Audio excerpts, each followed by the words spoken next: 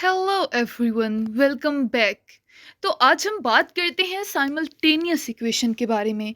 याद रखिएगा कि लीनियर इक्वेशन, क्वाड्रेटिक इक्वेशन हम पहले पढ़ चुके हैं, और जैसे कि मैंने आपको बताया था कि वो दोनों अलजेब्रिक इक्वेशंस थी, इसी तरह से साइमल्टेनियस इक्वेशन भी अलजेब्रिक इक्वेशंस ही होती हैं। लेकिन अब इसमें डिफरेंस क्या है, किस तरह से इसे सॉल्व करना है, एक एग्जाम्पल, ये सारी चीज़ें मतलब आपको इसी लेक्चर में मिलेंगी, तो लास्ट तक देख लीजिएगा। चलें स्टार्ट करते हैं। Simultaneous equation, a set of equations. पहली बात आपको पता चली कि साइमल्टेनियस इक्वेशंस सेट होता है इक्वेशंस का, ठीक है। एटलीस्ट टू, कम से कम दो इक्वेशन होती हैं इसमें। Developed in a same problem, इन दोनों का प्रॉब्लम जो है वो सेम होता है। इन्वॉल्विंग सेम क्वांटिटीज, क्वांटिटीज भी इनमें सेम होती हैं, यानी क्वांटिटीज का मतलब अननोन्स है, यानी एक्स वाई ऐसी जो वैल्यूज होती हैं, जो अननोन्स है वो भी सेम होंगे, ठीक है। ये दो कम से कम इक्वेशन होंगी, ये दो से ज़्यादा भी हो सकती हैं।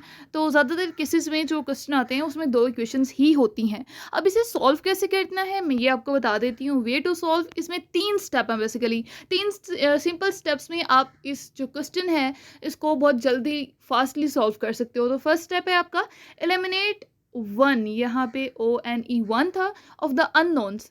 अननोन्स यानी जिसका हमें पता नहीं है, उनमें से किसी एक को रिमूव कर दो। फॉर एग्जांपल आपकी इक्वेशन में x और y है, तो पहले या x को रिमूव कर दो या y को रिमूव कर दो, ठीक है। अब उसे रिमूव करेंगे कैसे? अब ऐसा तो नहीं है कि हम वैसे ही उड़ा दें उसे, ठीक है। उसमें तीन मेथड्स हो सकते हैं, या तो बाय एडिशन, जमा करके एक को रिमूव कर दो, या बाय सब्ट्रैक्शन, सब्ट्रैक्ट करके एक को रिमूव कर दो, या बाय कंपैरिजन, कंपेयर करके उन्हें आपस में एक को रिमूव कर दो, ठीक है। पहला स्टेप रिमूव करना है, एलिमिनेट करना है। सेकंड स्टेप हमारे पास है सॉल्व फॉर अदर अननोन, मतलब एक तो रिमूव हो गया, अब जो दूसरा रह गया था उसके लिए सॉल्व कर लो, आंसर निकाल लो। जैसे कि आंसर निकला, स्टेप 3 की तरफ आ जाना है। Find value of unknown previously eliminated, यानी जो पहले एलिमिनेट कर दिया था अब उसकी वैल्यू फाइंड कर लो। तो इस तरह आपके पास दोनों जो अननोन्स हैं, या दो से ज़्यादा भी अगर हैं, तो उनकी वैल्यू आपके पास आ जाएगी, ठीक है। तो चलिए इसकी एक एग्जाम्पल देखते हैं। हमारे पास एग्जाम्पल ये है, 5x + 2y = 33, ये पहली इक्वेशन। उसके बाद 10x - 4y = 54, ये दूसरी इक्वेशन। ये दो इक्वेशन है, इन्हें कहा गया कि जस्ट सॉल्व। चलें सॉल्व कर लेते हैं, इसमें कौन सी बड़ी बात है। सबसे पहला काम, इन दोनों को हमने अलग अलग नाम दे लिया कि पहली ये इक्वेशन 1 है, ये इक्वेशन 2 है।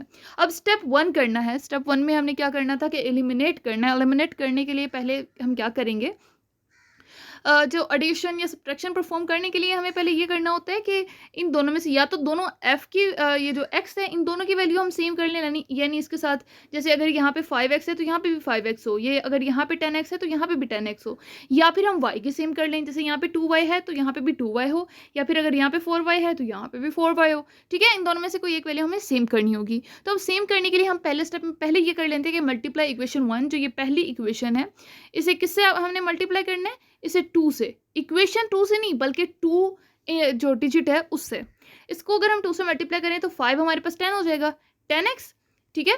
उसके बाद हमारे पास 2y 4y हो जाएगा, 33 हमारे पास 66 हो जाएगा। तो ये हमारे पास आ गई, ये इसका आंसर आ जाएगा। इसको हम इक्वेशन 3 का नेम दे लेंगे, ठीक है। एक नई इक्वेशन बन गई। अब जो अगला स्टेप करना है फाइनली, वो एलिमिनेशन का जो स्टेप है, उसमें ऐड करना है आपने इक्वेशन 2 को और 3 को। इक्वेशन 2 हमारे पास क्या बनी थी, वेट अ मोमेंट, हम देख लेते हैं।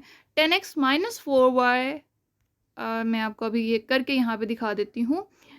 10x - 4y is equal to, sorry I forgot what was that, is equal to 54, ठीक है। ये किसके इक्वल है हमारे पास, 54 के। हम यहाँ पे लिख लेते हैं 54।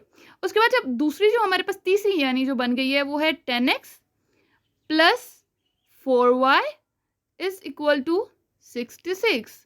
अब हमें क्या कहा गया कि हम इन दोनों को ऐड कर देते हैं। 10x हमारे पास क्या हो जाएगा, 20x, ठीक है, प्लस 4y और माइनस 4y जो है ये आपस में कैंसिल हो जाएंगे, ठीक है। आपको हमेशा ये याद रखना चाहिए कि एक अगर प्लस का हो और एक माइनस को, तो वो आपस में कैंसिल हो जाते हैं।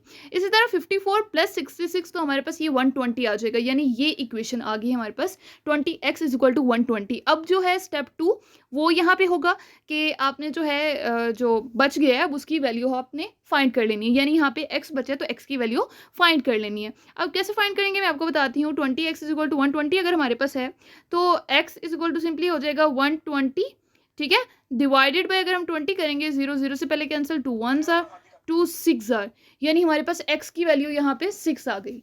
ठीक है, उसके बाद हमारे पास दूसरा स्टेप जो है वो भी कंप्लीट हो गया। ये हमारे पास स्टेप 3 है। ठीक है, अब तीसरे स्टेप में क्या है कि आपने क्या करना है कि जो पहले हमने जिसे एलिमिनेट किया था, अब उसकी वैल्यू फाइंड करनी है। तो वैल्यू फाइंड करने के लिए हमारे पास जो इक्वेशन थी 5x + 2y = 33, जिसे हमने इक्वेशन 1 का नाम दिया था, यहाँ पे उसमें आपने सिंपली x की वैल्यू पुट कर देनी है। x का आंसर क्या आया? 6। तो 5 के अंदर यहाँ पे हमने 6 लिखा, + 2y = 33। 5 6 है 30 + 2y = 33। ठीक है, ये 30 यहाँ पे प्लस हो रहा है, इस साइड पे जाके माइनस होगा, तो 33 - 3 = 3, 2y = 3 आ जाएगा। और इसी तरह से यहाँ पे 2 मल्टीप्लाई हो रहा है, तो यहाँ पे जाके डिवाइड हो जाएगा, तो y = 33/2 हमारे पास इसका आंसर आ जाएगा। And that's it. I hope कि आपको ये सारी चीज़ें समझ आती होंगी, कोई बहुत बड़ा मुश्किल काम नहीं है। 3 स्टेप है, बहुत जल्दी आप सॉल्व कर सकते हो। ठीक है, सो मिलते हैं नेक्स्ट लेक्चर में। अल्लाह हाफिज़।